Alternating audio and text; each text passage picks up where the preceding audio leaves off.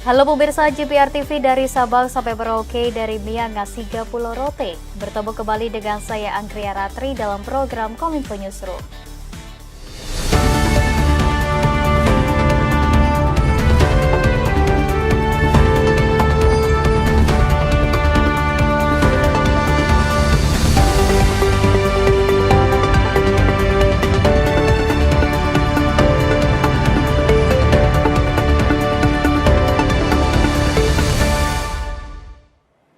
Kita ke informasi yang pertama pemirsa, pemerintah memprediksi puncak arus mudik di jalur tol akan terjadi pada 7 hari menjelang Lebaran. Untuk mengantisipasi terjadinya kemacetan parah saat arus mudik tersebut, Kementerian PUPR menyediakan 7 ruas tol fungsional secara gratis yang bisa digunakan oleh pemudik saat puncak arus mudik berlangsung.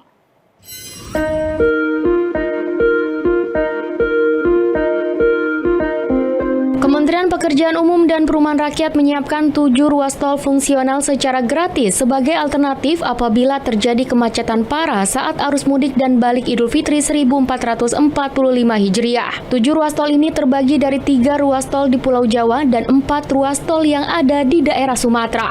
Anggota Badan Pengatur Jalan Tol Unsur Masyarakat Kementerian PUPR Tulus Abadi dalam Forum Merdeka Barat 9 menyebut, ruas tol fungsional tersebut dibuka apabila kondisi lalu lintas di jalur tol yang telah beroperasi dalam keadaan darurat atau tidak dapat mengatasi kemacetan meskipun kepolisian telah memberlakukan rekayasa lalu lintas. Tulus juga menerangkan apabila ketujuh ruas tol memang dibuka nantinya, maka pengendara hanya dapat melintas dari pukul 6 pagi hingga pukul 18 sore. Meski belum rampung 100% dan belum dioperasikan secara resmi, Tulus meyakini bahwa jika dilihat secara fisik, ketujuh ruas tersebut telah dapat dilalui oleh kendaraan dengan kecepatan maksimum yang diperbolehkan adalah 40 km per jam untuk memastikan keselamatan pengguna jalan. Nah, kalau dari sisi tol sendiri itu kan saat ini yang sudah operasional seluruh Indonesia itu meliputi 2.835 km. Ya, itu seluruh Indonesia mulai dari Sumatera, Jawa, Bali, Kalimantan, ya, dan tentu di Jawa paling panjang ya. Di Jawa itu yang sudah operasional itu 1.700 kilometeran, dan di Sumatera 800 kilometeran, dan itu yang nanti akan menjadi fasilitasi mudik bagi masyarakat yang menggunakan jalan tol. Nah, selain itu nanti juga didukung dengan tol yang fungsional. Tol fungsional itu secara resmi belum operasi, tapi dia sudah secara fisik sudah siap dilewati, ya. Tapi nanti dia akan dioperasikan di jam 6 pagi sampai jam 6 sore, jadi di waktu siang saja. Kementerian Koperasi dan Usaha Kecil dan Menengah tengah berfokus melakukan terobosan pembiayaan melalui kredit scoring atau skor kredit guna memenuhi permodalan bagi pelaku UMKM. Dengan skor kredit menjadi metode pembiayaan permodalan tanpa agunan dengan cara melihat rekam jejak keuangan digital nasabah.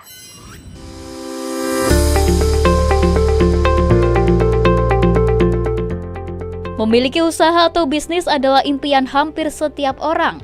Namun faktor utama yang mempengaruhi terhambatnya suatu usaha adalah modal.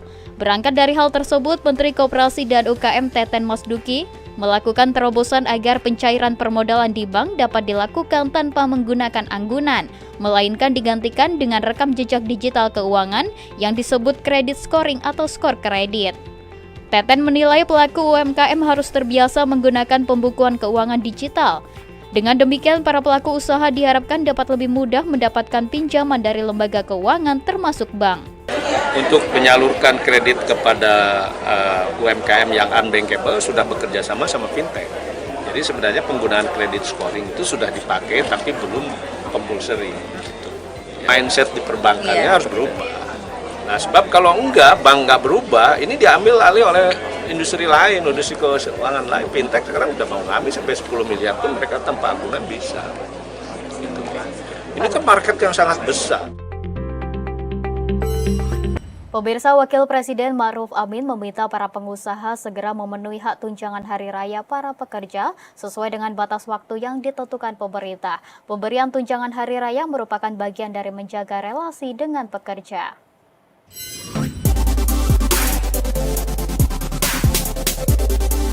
Usai menyaksikan pengukuhan KDEKS Provinsi Kalimantan Barat, Wakil Presiden Ma'ruf Amin dalam keterangan persnya mengingatkan kembali para pengusaha segera memenuhi hak tunjangan hari raya para pekerja sesuai dengan batas waktu yang ditentukan pemerintah. Sesuai surat edaran Menteri Ketenagakerjaan, tunjangan hari raya atau THR wajib diberikan paling lambat 7 hari menjelang Lebaran dan harus dibayar penuh, tidak boleh dicicil.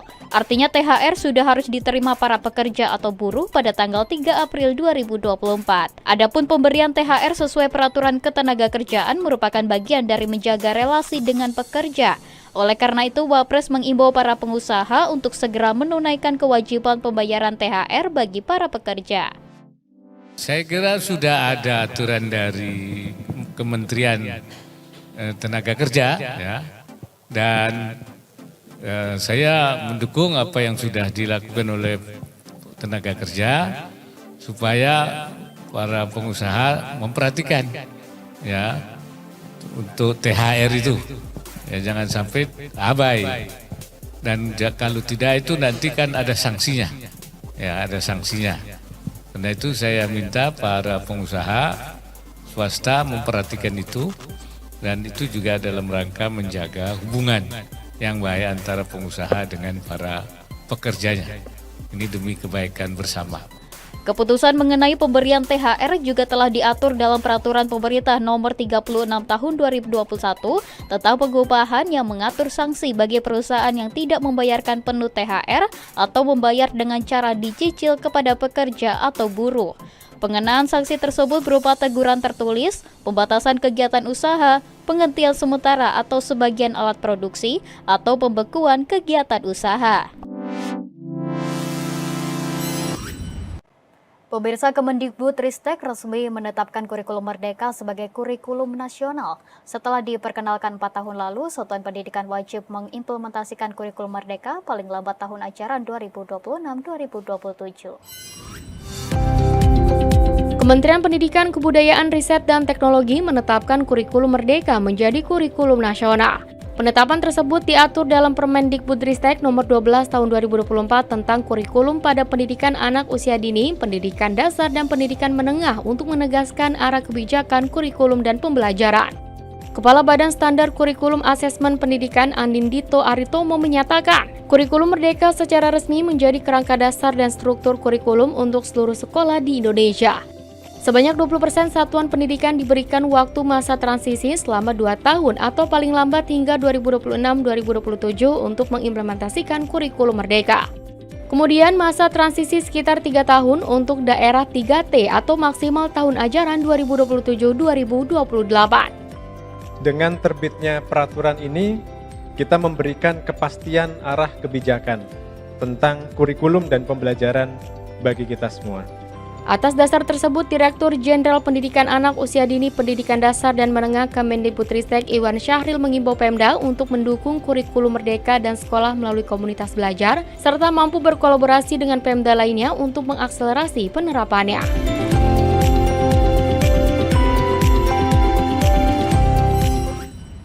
Pemirsa, kami akan kembali dengan informasi lainnya, tetaplah di Kominfo Newsroom.